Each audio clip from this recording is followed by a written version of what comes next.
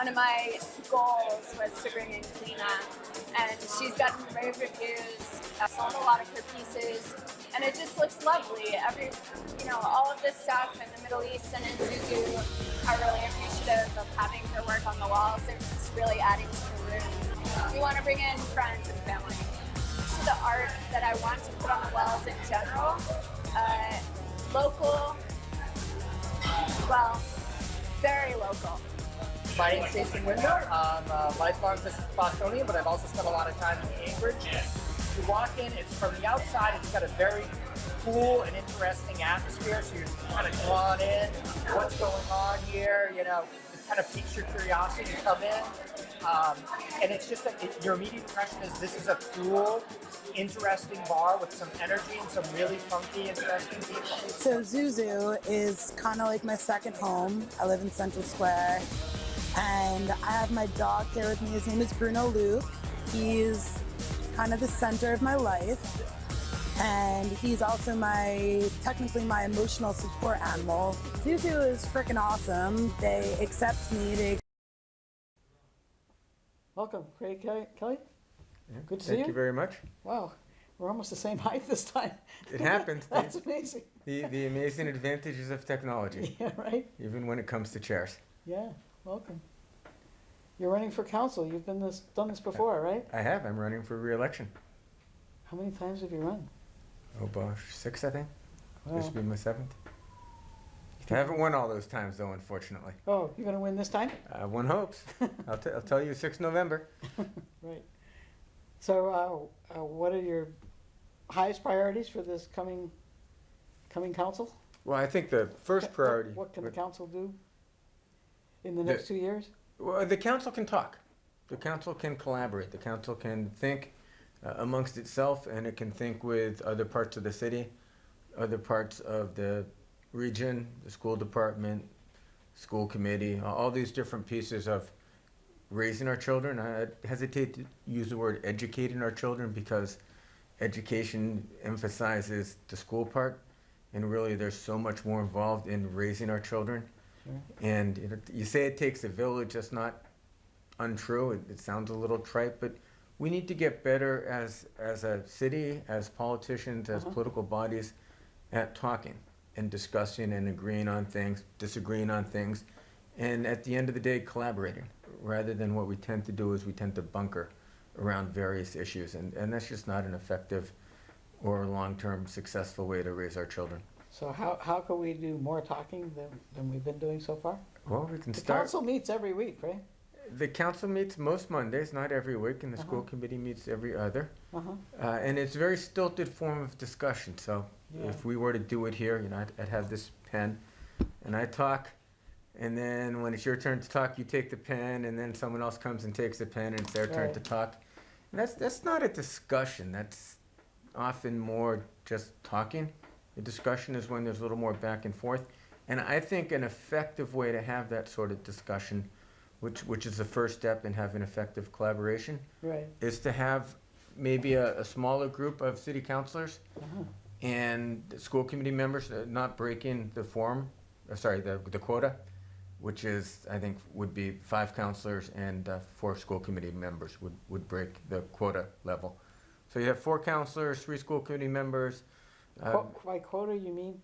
Well, at some point you've become a meeting, so I Oh, can't so have it's I not can't a have a meeting. majority of people talking about stuff. I see, because you don't want it to be a public meeting. And you wouldn't be talking necessarily about really specific educational stuff. You'd just be talking about bigger picture things, about what's this textbookless classroom of the future going to look like? What kind of things might we want to think about when we get rid of textbooks? And that's coming, whether it's next year or 2 years or 3 years from now. Soon we won't have them, and we'll be using tablets or something else instead. But when that happens, we're going to have firewall issues. We're going to need to make sure the libraries have the right software to allow people to use stuff that they used in school. It's all really complicated, and you can't deal with these complicated issues unless you have dealt with the people themselves that are involved in them. So I think we need to have these conversations, and we just need to rotate each other through. I think they need to be non-confrontational and just sort of familiarization. Sounds nice. I'm just not sure I mean, people are gonna come with their agendas like they did before, no? They will. The Yeah. person I fight with the most is my wife. You know, but at some point, it's not about fighting. I'm done with fighting. I don't want to fight. It's got to be about collaboration, and whether it's on the soccer field or in the library or at the school or in the church, we have to collaborate on this stuff, and that means we have to talk, and we have to use the same words, and we have to understand what the numbers mean, and all that starts again with talking, and talking, not me versus you, but just talking. Okay. And maybe we need help to do it. You know, maybe we need facilitators. Maybe we need instruction on how not to raise our voices or name names. And there are ways to have useful conversations, but we haven't managed to master those ways on a variety of things. But I think where we're failing the worst is raising all of our children. Well, Not that we don't raise many of them very well, but when I say raising all of our children, there are too many of our kids that just aren't, by most markers, being put down the broad pathway to success. Yeah. You were suggesting a few minutes ago that maybe the mayor would facilitate some of these meetings. I think that would be a perfect place for the mayor. I think that whoever the next mayor is, he or she should commit to working on creating a better school committee, city council relationship, and bringing in other groups, Cambridge Youth Soccer. Lord knows, there's all sorts of people that do stuff with kids, Right. and they don't have to go to every meeting, and the meetings don't have to happen all the time.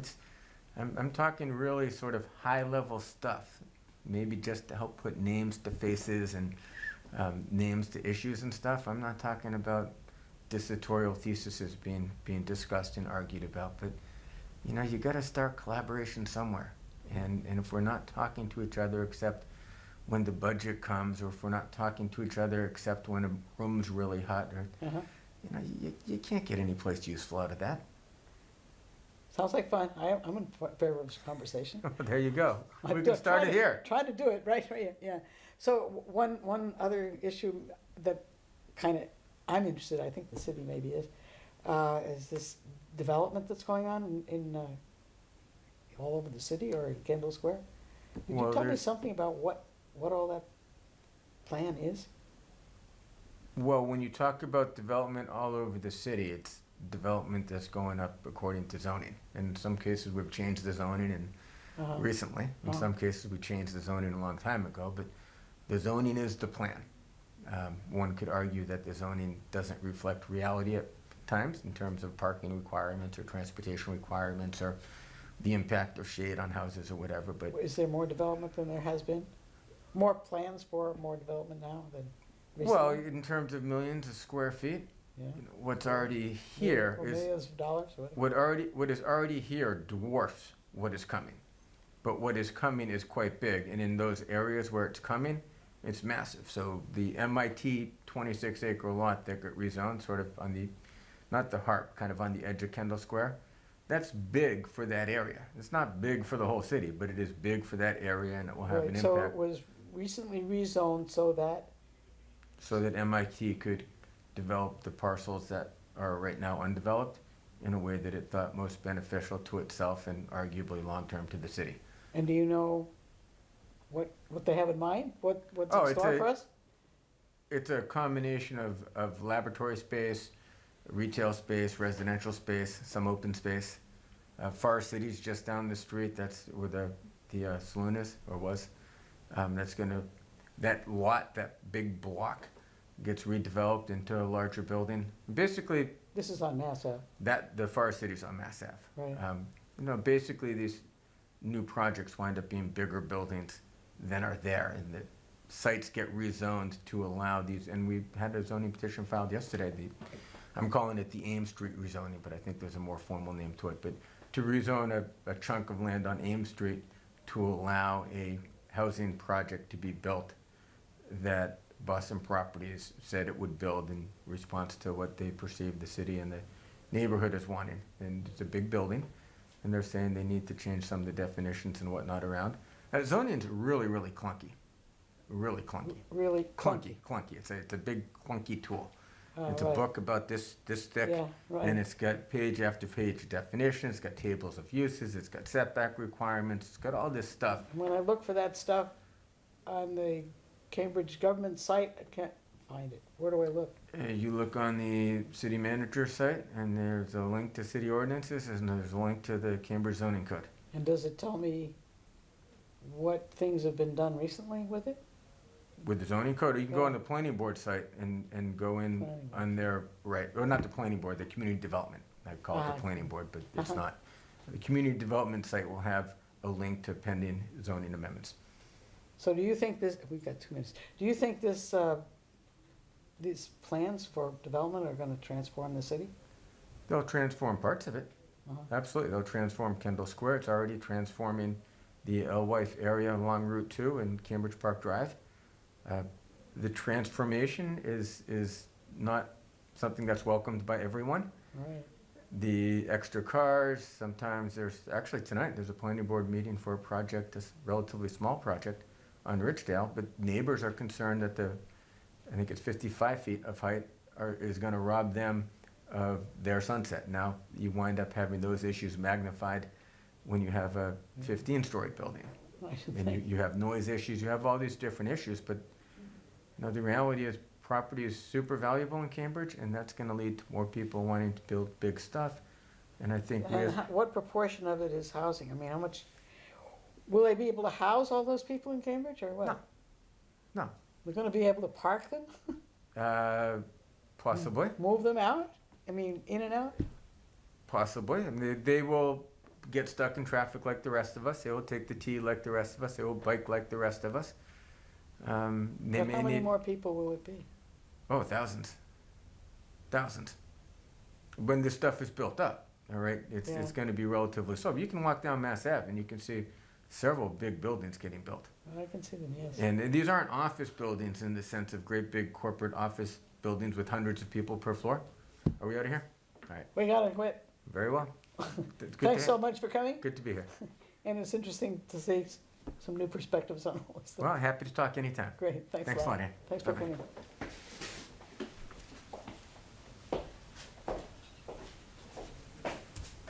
I will send in the next person. Oh, we put in the DVD, did we start it? No, I put it in. We put it in, I don't think we started it. No. Then you'll get the DVD to yourself. Thanks. Bye-bye.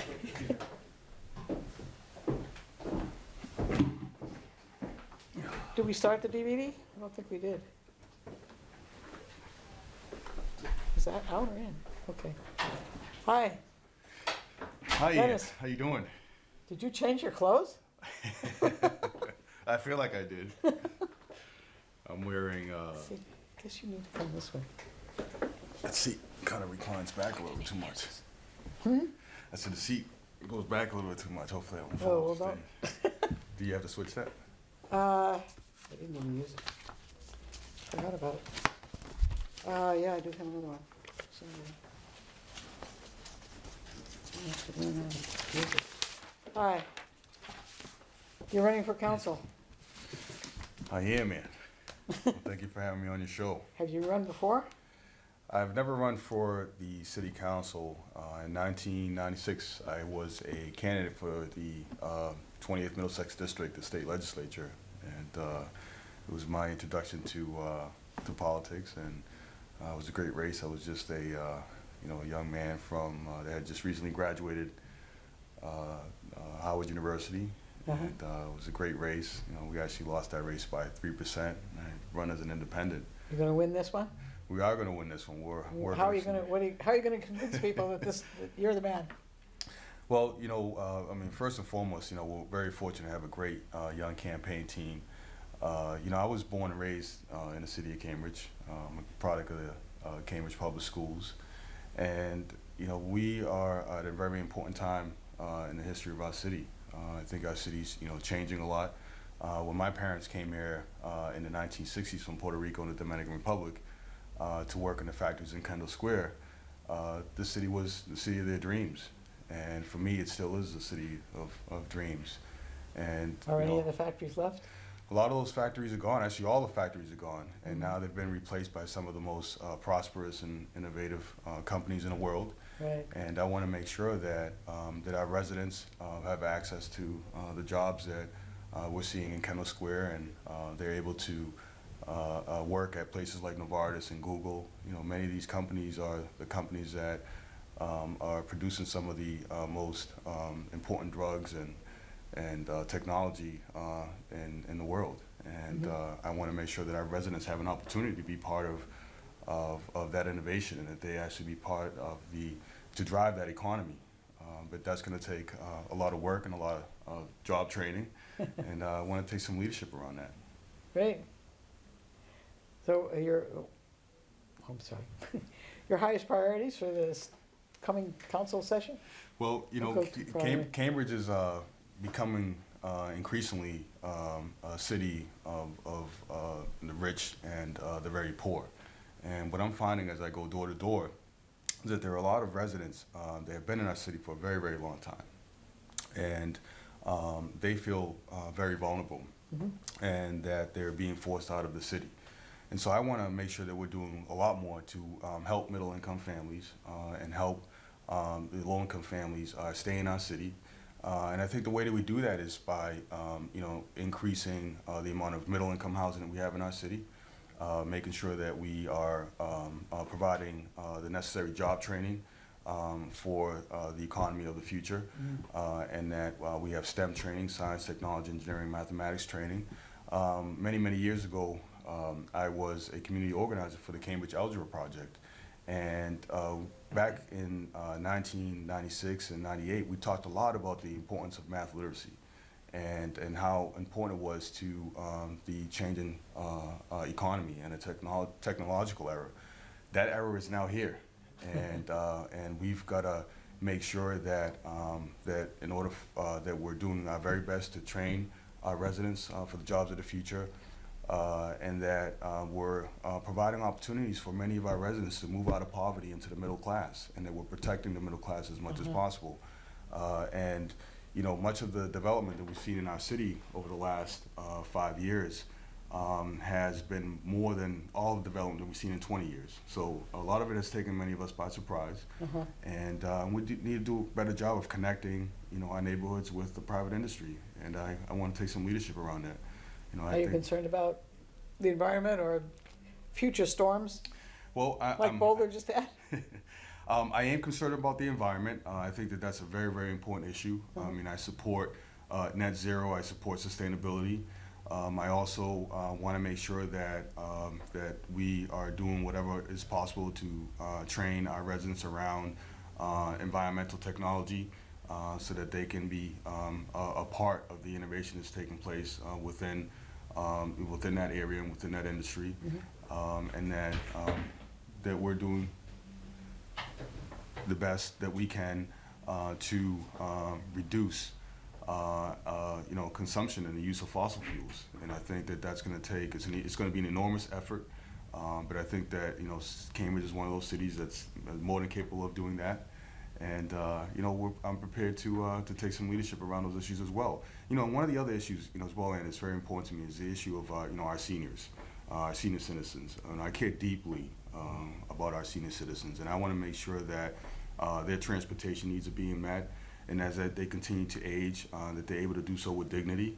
I've been to most of our senior buildings over the last couple of months, and I've been able to meet many of the disabled and our seniors, and I'm really excited about this race, and I think many of our seniors are excited to see me in the race, and many of the folks in our neighborhoods are excited, and we're going to continue to work hard. We have a very young, energetic staff, and part of what we want to accomplish in this race as well is to get more young people involved in electoral politics, and so I'm very, very excited about that possibility.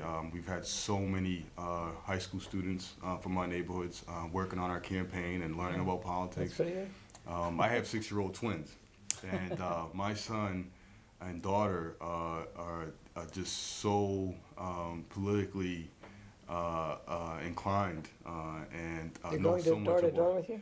Well, they do go to door with me. They get into debates with some of the other candidates. I mean, a dear friend of mine's, Richard Hardin, my son saw his sign up the other day, and he says, Dad, no one can vote number one for Richard Hardin. You have to vote number one for you. And he got into a conversation with Richard Hodden's campaign manager, Mo Barboza, who explained to him that Richard was running for school committee, he wasn't running for city council. And Mike's son was excited to come back to me and tell me, you know what, Richard Hodden's actually okay. He's running for school committee. You're Not running for city competing council, directly. number one. Yeah. So, you know, it's, you know, campaigns are always educational. I mean, we had a wonderful moment the other day in our campaign where a 65-year-old woman from Puerto Rico who had never voted in her life, we were able to register her to vote, and she is now not only registered to vote, but she is actually volunteering for our campaign. And, you know, so I think, you know, this is one of those elections where we're going to have folks, residents from all parts of our city come out to vote. And, you know, I'm someone, as I said earlier, that I care deeply about every single neighborhood in the city. And I want to see all of our residents Do you get really to all of them? prosper. Do you get to all the neighborhoods? I have been to every single neighborhood in our city. There you go. Great. And, you know, we're just, you know, very excited about this race. We have about a month and a half left, and we're going to continue to work very, very hard and continue to listen to the issues, you know, many of the voters. And what I'm understanding most is that they're concerned about about our economy and making sure that they're growing with the economy in Cambridge and that they're able to stay in the city. So what is your view about net zero? You think it can work? So I support net zero and I support sustainability. I just Are you know, those things in conflict? well, it they're should be. not so much in conflict. I mean, I support sustainability all around. I mean, I think sustainability as it applies to the environment is a very, very important issue, but it's also important in terms of our residents and making sure that our residents are able to sustain their families in our city and remain in our city. And I think that, you know, you have to have a holistic approach to the whole issue of jobs. I mean, I think that, again, you know, we have to have rents that are affordable for middle-income families, low-income families. We have to look at our transportation infrastructure. We have to make sure that we're making improvements to our transportation system. I don't know when the last time was that you actually took the red line, but you know, it's a gamble. You know, you don't know if you're gonna get to downtown on time because the red line train may just break down going over the bridge, right? Oh boy, I'm thinking what's going to happen during the winter on that bridge. So you know, Three winters, they say, maybe four. Can't imagine. Yeah, and there's a lot of construction going on our streets, so you know, getting out of the city sometimes can take you 20 And off minutes. the streets too. That's right, yeah. And you know, there's so many issues. I mean, you know, one of the issues that also tends to come up with the scene is the issue of safety and security in and around Central Square and other parts of the city, making sure that the sidewalks are being repaired. And I'm going to be one of the city councilors that, you know, when you pick up the phone and you call me and you say, look, I have an issue in my neighborhood, I'm going to be very responsive. You know, I'll one of call the you. values that I work, you can certainly call me anytime you want. You know, one of the very important values that I learned growing up with my parents was that, you know, you've got to work hard and you've got to value education. And those are values that I want to make sure that our youth have. I want to be very active in our neighborhoods. And Do they need more encouragement than they've got already? you know, encouragement can so, never how be do they enough. get it? Encouragement can never Yeah, be right. enough. And I tell you why. You know, I mean, I had, I came from a, very hardworking family. You know, when we were kids, you know, my dad started an oil delivery business, and we worked in the oil trucks until very late at night with many of our cousins delivering oil to low-income families in and around Boston through the ABCD program. And so we learned to have to work hard at an early age. And what I'm finding is that as I meet more and more of our youth, whether or our children in our neighborhoods, is that, you know, they touched by seeing me run for public office, because, you know, I'm someone that is very similar to,